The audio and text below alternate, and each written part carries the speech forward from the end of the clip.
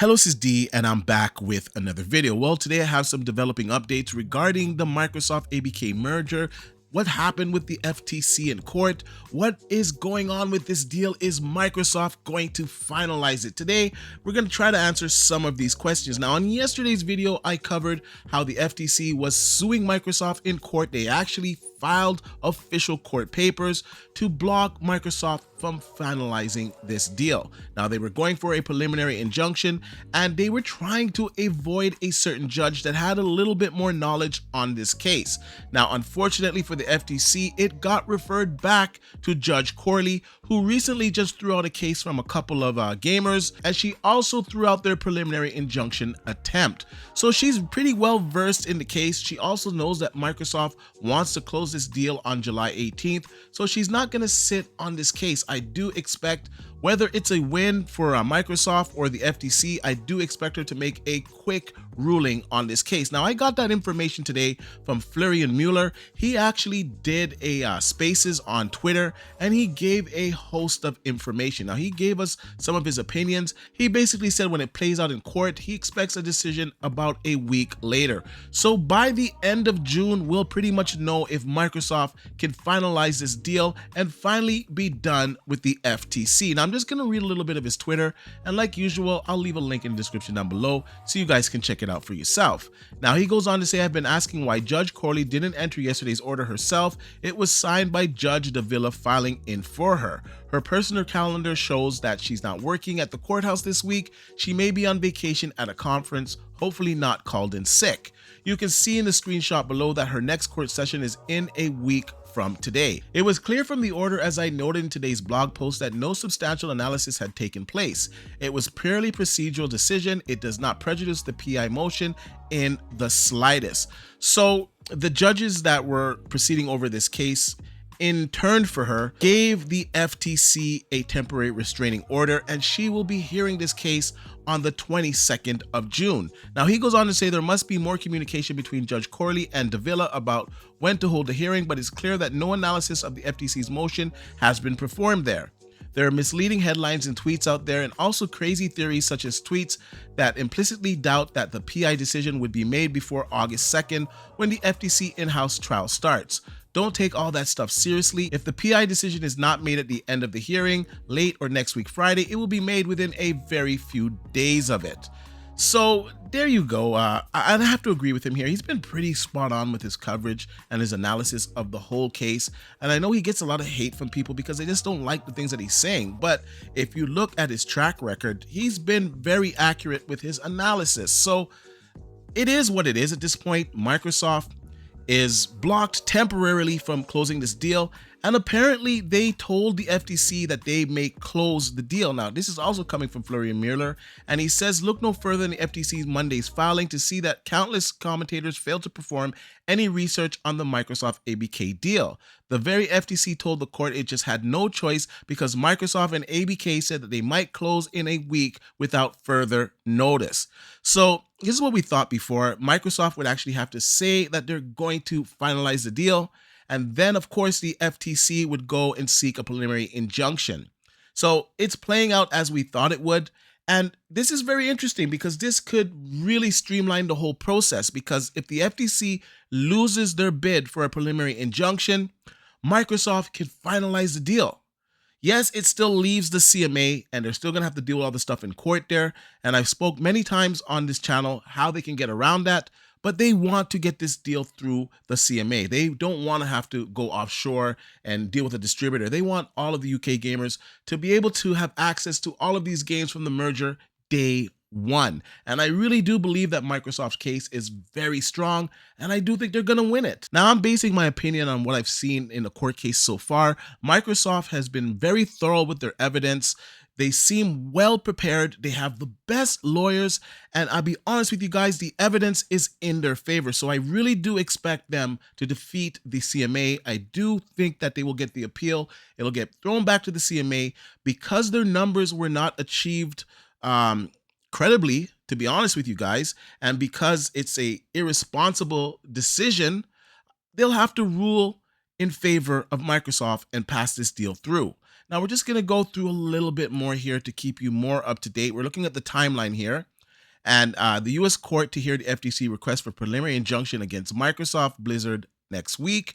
Merger, technically, they can't close in June, but they're on track for July. So as you can see on the screen here, it's right here. I believe it's the 22nd is the hearing. And if they get a favorable ruling, they can close the deal as early as the 3rd of July, which would be well ahead of the July 17th close date. I believe it's the 17th or the 18th.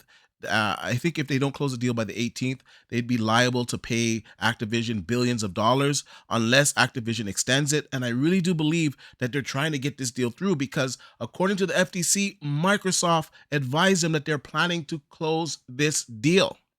So they're not playing around here. This is go time. This is what we've been all waiting for. We don't have to wait until August. Now, the way this whole story has been unwinding, it's just crazy. You have some ups, you have some downs. Recently, Microsoft has been up. They're looking great in the courts. Their appeal looks fantastic. They're hiring lawyers to get around the CMA, such as having a company offshore and dealing with distributors. They plan on closing the deal because they know that the FTC has to show concrete evidence on why this deal would harm businesses, would harm gamers, would harm the industry. And the FTC just won't be able to do that. Now, I also found some pretty interesting information in his thread there, and someone reported that a new Republican FTC commissioner is expected to be named next week. With Khan under scrutiny by the new FTC appointee Holak in pending abuse of power probe, it is possible Khan filed the PI now to lose in federal court to get Microsoft Activision off the table before the hearings begins. Now, that's pretty interesting. Yes, she is being investigated right now. She hasn't won a lot of cases. Let's just be honest. So I just don't see her keeping her position either way. It doesn't matter if she was to get a win against Microsoft. She's not going to be keeping that position. She's going to be replaced. But I see that Florian Mueller doesn't dispute it. He goes on to say, I think the FTC had no choice here. With Microsoft and Activision, they said they might close soon. That said, I agree it would be best for the FTC to get the matter resolved. There's so many moving pieces in all of this. The FTC and the CMA working together, kind of hiding it, doing it legally in such a way that you can't really go after them. But we know that they both have the same interests. We know that they met 26 times. You can't tell me that the FTC and the CMA didn't know about each other's plans. We have people in the CMA that used to work for the firm that is representing Sony. Today, we also had Sony announce that they're going to be doing cloud streaming on PS Plus Premium. And I saw some people saying, this shows that, cloud gaming is a big market and this is going to doom Microsoft. This actually helps Microsoft. I'm going to tell you how this helps Microsoft. Because Sony is another competitor that is entering the race. And we know the numbers. There's not a lot of cloud users. Microsoft has made deals with its competitors. Nvidia has access to all of the Game Pass titles. This stuff is going to be brought up in court. You better believe it. And Sony is one of the big proponents against this deal, if not the biggest. I think it's them and Google. Both of them do not want this deal to go through. And now they're starting up a cloud company. We know that they had the cloud, but now they're really promoting it, that they're going to allow PlayStation 5 games to be played over the cloud. It's ridiculous. And at the end of the day, I really do believe that Microsoft is going to pull through here. Like I said, there's been so many ups and downs. And if you're keeping score, when Microsoft goes up a little bit, something happens. There's a stumbling block. And now we just got another stumbling block with a temporary restraining order. Now, this isn't a bad thing. Like I said, we're going to hear this on the 22nd of June in court. And the FTC is going to have to prove their case. If that judge doesn't feel their merits are good, then it's going to get denied and Microsoft can finalize the deal. If it doesn't get denied and if it gets granted, then the FTC is going to have a final stand in courts in August.